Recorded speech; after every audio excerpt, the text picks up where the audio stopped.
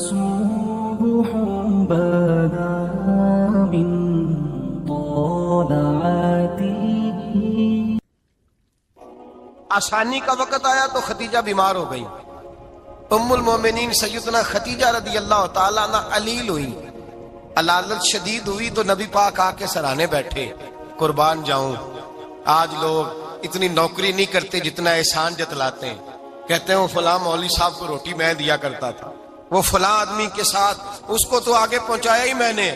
Credit پکڑ پکڑ کے لوگ اپنے کھاتے میں ڈالنے کے چکر میں ہوتے ہیں. لوگ اس قدر زیادہ پیار نہیں کرتے جتنا جتلاتے ہیں. حضرت خدیجہ الکبریٰ نے سکھایا ہے انداز امت کو کہ وفا کیا ہوتی ہے. حضرت خدیجہ نے ساری زندگی نوکری کی، ساری زندگی وفا کی. وقت وصال آیا، حضور کو بلایا.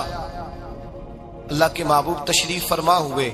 صاحب ابن الشام کہتے ہیں حضرت خدیجہ رو پڑی، کہنے لگی محبوبہ میں نبی کی بیوی تھی، میں خدمت کا حق نہیں ادا کر سکی، کوئی غلطی ہو گئی ہو تو مجھ سے درگزر کر دیا جائے، مجھے معاف کر دیا جائے. یہ کہہ کے رونے لگی.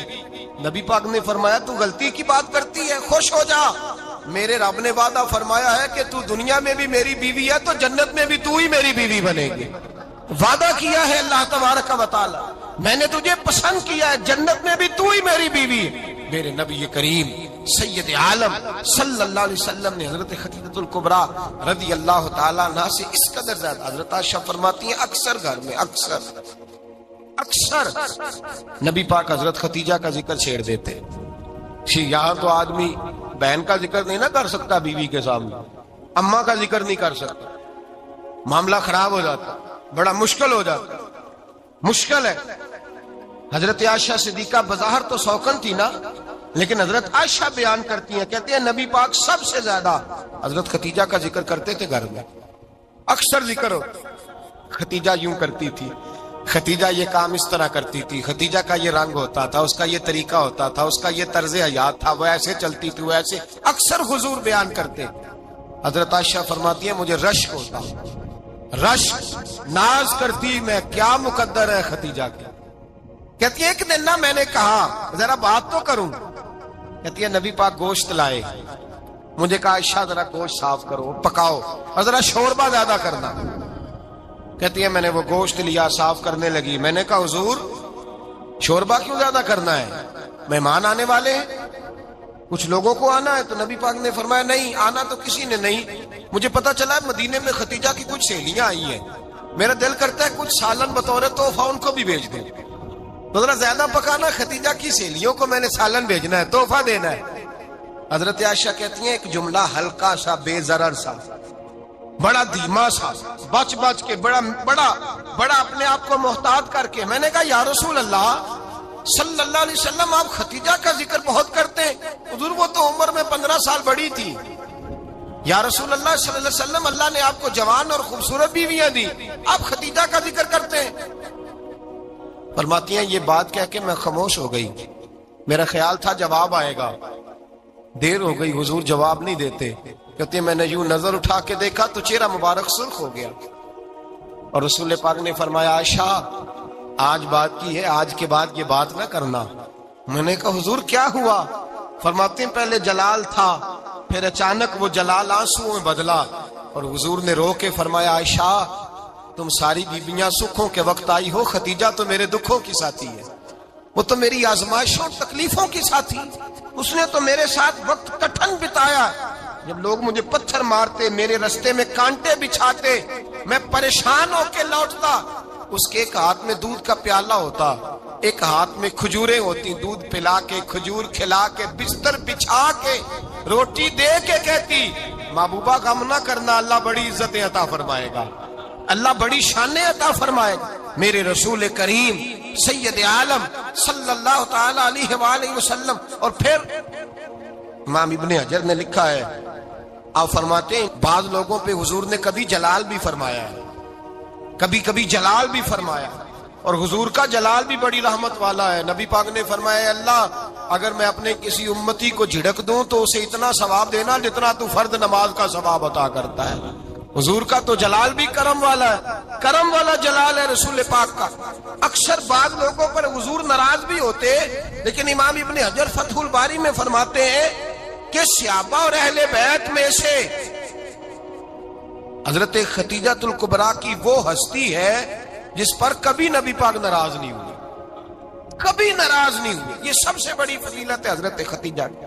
بڑے بڑے مکے کے سرداروں نے پیغام نکاح دیا، حضرت ختیجہ خاموش رہی، نکاح نہیں کیا۔ لوگوں نے بڑی وجوہات بیان کی، الگ الگ باتیں لکھی۔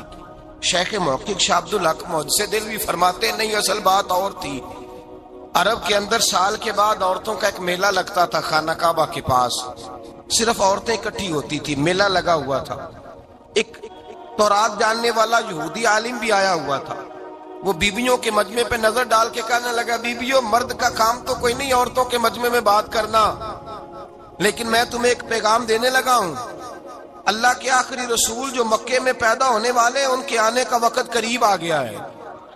وہ بیوی بڑی خوش نصیب ہوگی جنہیں ان کی رفاقت ملے گی۔ عورتوں نے جب دیکھا کہ مرد آ گیا عورتوں کے میلے میں، تو انہوں نے ڈانٹا جھڑکا، کہا چل اٹھا اپنی کتابیں اور نکل جا۔ حضرت ختیجہ کہتی ہیں باقیوں نے ڈانٹا، پر میں نے بات پلے سے باندھ لی، میں نے پلے سے باندھ لی، اور میں انتظار کرنے لگی کہ اللہ کرے وہ نصیب میرے ہی ہو، اللہ کرے مقدر میرا ہی کھلے۔ آپ فرماتی میں تسبیح پڑھتی، درود پڑھتی، میں اس زمانے میں جو اللہ کا ذکر جس طرح ہوتا تھا وہ میں شروع کرتی، اور جب فارغ ہوتی تو میں التجا کرتی کہ اللہ میرے نصیبے کھول دے۔ کہتی ہیں آہستہ آہستہ آہستہ آہستہ میں حضور کی تعریف سننے لگی، آہستہ آہستہ تعریف سننے لگی۔ نبی پاک صادق ہیں، امین ہیں، سچے ہیں، دیانتدار ہیں، اس برے اور میلے معاشرے میں بھی وہ سب سے اعلیٰ بھی ہیں اور سب سے اجلے بھی ہیں، وہ سب سے پاکیزہ ہیں۔ میں سننے لگی تعارف، آہستہ آہستہ میں ان کی گرویدہ ہونے لگی۔ ادھر نبی پاک صلی اللہ علیہ وسلم اپنے چچا جناب ابو طالب کے پاس رہتے تھے، قحط آ گیا، حالات بگڑ گئے۔ حضور سید عالم صلی اللہ تعالی علیہ وسلم سے چچا کہنے لگے، بیٹے اگر مال تجارت لے کے شام جاؤ تو بڑا نفع کماؤ گے، ہمیں ضرورت بھی ہے، اور اگر ہو سکے تو ختیجہ کا مال لے کے جاؤ۔ اور نبی پاک نے کہا چچا میں نہیں کہوں گا کسی سے جا کے، میں نہیں کہتا کسی سے جا کے، جو میرے نصیب میں ہوگا میرا رب خود عطا فرمائے گا، میں نہیں کہوں گا۔ مصطفیٰ نے تو نہیں کہا۔ حضرت ختیجہ رضی اللہ تعالیٰ عنہ کہتی ہیں میں نے خود اپنی خادمہ کو بھیجا، میں نے کہا جا کے پوچھو تو صحیح کہ میرا مال قبول ہوتا بھی ہے کہ نہیں، پوچھو۔ نبی پاک صلی اللہ علیہ وسلم سے پوچھا، حضرت ختیجہ کی خواہش ہے کہ آپ مال لے کے جائیں، حضور نے قبول کر لیا۔ جناب ختیجہ الکبریٰ رضی اللہ تعالیٰ عنہ کے غلام تھے، میسرہ ان کا نام تھا۔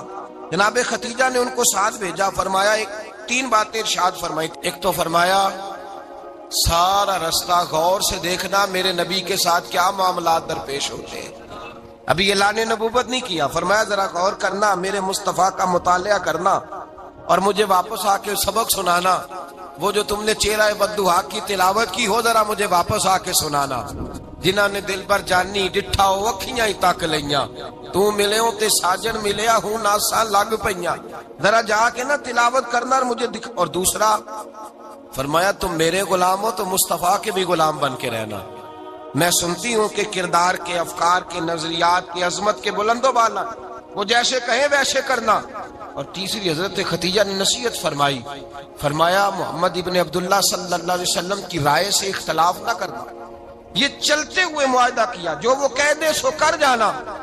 غلام کہتے ہیں میں ساتھ گیا، باتیں میں نے سن لی، لیکن جب سفر شروع ہوا نا ابھی چند منزلیں طے ہوئی تھی، میں نے کہا ختیجہ آپ نے کیا نصیحت کرنی تھی، ان کے ساتھ جو رہے گا وہ ان کا غلام ہی بن جائے گا، ان کے ساتھ جو رہے گا تو اجے میرا محبوب نہیں ڈٹھا جن ویکھ کے چن شرماوے، جے رکھے ہاتھ پھلاں وچ ہاتھ نال پھلا رل جاوے، تے ادھی راتی چن چڑھ جاندے جدوں جلوہ فرماوے۔ مایا جو بھی ساتھ رہتا غلام ہو جاتا۔ میسرہ کہتے میں گیا، تجارت شروع ہوئی۔ کہتے ہیں نبی پاک صلی اللہ علیہ وسلم جب منڈی میں پہنچے تو لوگ قسمیں اٹھا اٹھا کے مال بیچ رہے تھے۔ اللہ کے محبوب جب گئے نا تجارت کرنے تو ایک آدمی کہنے لگا چلو معاذ اللہ بتوں کے نام تھے لات و منات، کہنے لگا لات کی، عزا کی، منات کی قسم اٹھاؤ۔ تو نبی پاک فرمانے لگے ان کی قسم اٹھاؤں جن کا میں نام لینا بھی پسند نہیں کرتا۔ ابھی اعلان نبوت نہیں کیا، اور فرمایا ویسے بھی میں قسم دے کے مال نہیں بیچتا، خریدنا ہے تو خریدو، نہیں خریدنا تو نہ خریدو۔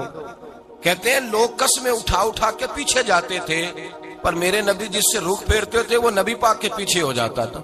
ماتے کئی گنا زیادہ نفع کمایا۔ ہم رستے میں تھے، حضور ایک درخت کے نیچے آرام کرنے لگے، ایک عیسائی راہب غار میں بیٹھا تھا، نکل کے آ گیا، مجھ سے کہنے لگا مجھے وہ جانتا تھا، میں سنا یہ کس کو ساتھ لائے گا، یہ کون ہے؟ میں نے کہا اہل قریش کے ایک معزز آدمی ہے۔ کہنے لگے یار جس درخت کے نیچے یہ لیٹے ہوئے ہیں یہاں عام آدمی نہیں لیٹ سکتا، یہاں وہی لیٹے گا جو اللہ کا سچا رسول ہوگا، یہاں دوسرا کوئی لیٹ ہی نہیں سکا، یہ رسول ہے، ان کا خیال رکھنا۔ کاش میں اس وقت تک زندہ رہوں جب یہ نبوت کا اعلان کریں۔ میسرہ کہتے ہیں میں غلام ہو گیا، نبی پاک صلی اللہ علیہ وسلم کی ادائیں مجھے بھانے لگیں۔ جب واپسی پہ نکلے تو گرمی بڑی شدید تھی، فرماتے ہیں جب دھوپ تیز ہوتی تو بادل کا سایہ آ کے حضور پہ سایہ کر دیتا، بادل کا ٹکڑا نبی پاک پہ۔ اللہ جانے کہاں بیٹھ کے لوگوں نے کتابیں پڑھی ہیں جو کہتے ہیں 40 سال کے بعد نبی بنے تھے، پتہ نہیں کہاں بیٹھ کے کتابیں پڑھی ہیں۔ ہم نے تو جو سیرت پڑھی ہے وہ بتاتی ہے کہ تیری حیات پاک کا ہر لمحہ پیغمبر لگے، ہر لمحہ پیغمبر لگے۔ یہاں تو وہ لوگ جو کئی سال پہلے 20 اور 25 سال پہلے حضور سید عالم صلی اللہ علیہ وسلم کی رفاقت میں رہے، وہ اعلان کر لوگ پتہ نہیں کہاں بیٹھ کے کتابیں پڑھتے ہیں، کہاں بیٹھ کے۔ میرے نبی پاک سے صحابہ نے پوچھا حضور آپ کب نبی تھے؟ فرمایا ابھی آدم کی مٹی گوندی جا رہی تھی، ابھی آدم کی مٹی گوندی جا رہی تھی، میں تب بھی اللہ کا رسول تھا۔ میرے بھائی نبی رحمت سید عالم صلی اللہ علیہ وسلم کے غلام حضرت خدیجہ کے غلام کہتے واپس آیا، اور پہلے بھی کئی دفعہ حضرت خدیجہ کا مال گیا تھا، بڑے نفع آئے تھے، پر جو نفع اس سال آیا وہ پہلے کبھی نہیں آیا تھا۔ کہتے ہیں مجھ سے حضرت خدیجہ کی سہیلی بھی بیٹھی تھی، میں بھی آ گیا، اور جناب خدیجہ کی سہیلی کہنے لگی چل مال کے بارے میں کچھ بتا، کتنا بکا؟ میں نے کہا مال چھوڑو، مصطفیٰ کی سنو۔ اور پھر کہتی چلو ٹھیک ہے، بادل سایہ کرتا تھا، چلو ٹھیک ہے، تم سے راہب نے پوچھا تھا یہ صحیح ہے، انہوں نے تیری سارے رستے بڑی خدمت کی، تیرا بڑا خیال رکھا، پر یہ بھی بتا تجارت کیسے ہوئی؟ تو میں سر کہنے لگا زندگی میں نے بھی ساری گزار دی ہے، پر اس رسول کے ساتھ 4 دن ہی گزارے ہیں، حد ہو گئی مجھ سے، اور کچھ نہ پوچھو، اور کچھ نہ پوچھو، آ میرے دل آمنہ کے لال کی باتیں کرے، اور کچھ نہ پوچھو، بس ذکر ان کا چھیڑیے ہر بات پر، اور چھیڑنا شیطان کا عادت کیجئے، بس مجھے حضور کے تذکرے بیان کرنے ہیں، ذکر مصطفیٰ کرنا ہے۔ حضرت خدیجہ الکبریٰ بڑی متاثر ہوئی، کہتی ہیں مجھے درجنوں لوگوں نے پیغام نکاح دیا تھا، پر میں نے سنی نہیں تھی، میں نے نفیسہ کے ہاتھ پیغام بھیجا، میں نے کہا میری عمر 40 سال ہے، ان کی 25 سال، اور میرا